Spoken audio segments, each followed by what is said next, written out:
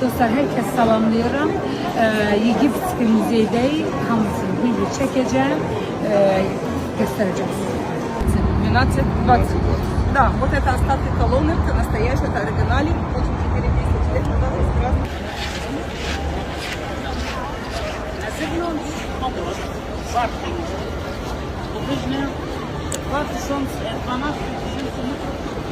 Deməli, bu kişinin Fironun 67 arvadı olub, uşaqları 118 də uşaq olub, Ramzes. Adı Ramzes.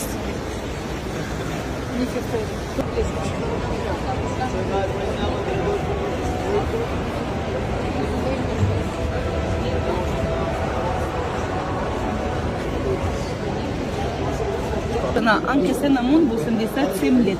После смерти фараонов надо убивать просто Рабииль Ракучи. Самый важный, самый лучший. Почему? Потому что они думали, можно помогать фараонам за другой мир. Evet dostlar, gördüğünüz bu tabut bu sandık içerisinde.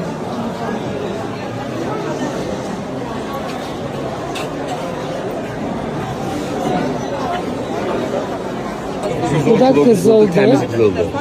Neçə kilodur? 110 kilo təmiz Bu nədə olur? Nə olur bu? tabutudur. Tabut da. budur. Üç tane tabutdur. Bu bunun içində. İçində O olur. onun içində. Ha, ya. Bunun içindən mumiyanı çıxardıb aparıblar, ha? Demək, kravatlarının da ayaqları böyle heyvan başlarıyla düzəldirlər. Bunlar da qızıldır. Yox, taxtadır, üstü üzəri qızıldır. Qızıl. Tutankamon'u çekin. 18 yaşında rəhmətli gedib. Tabutları.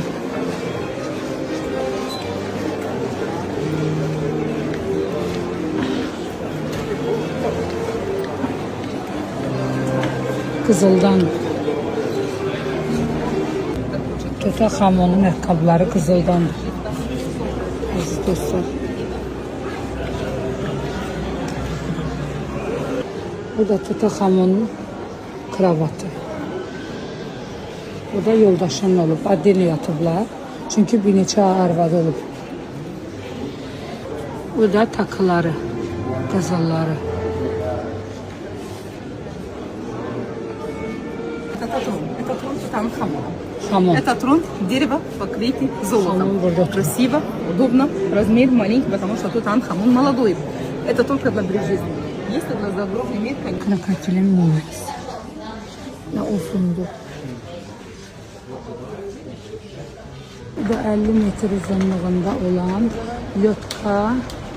Bu patnos 200 olan aydınlar. 4500 yaşı var.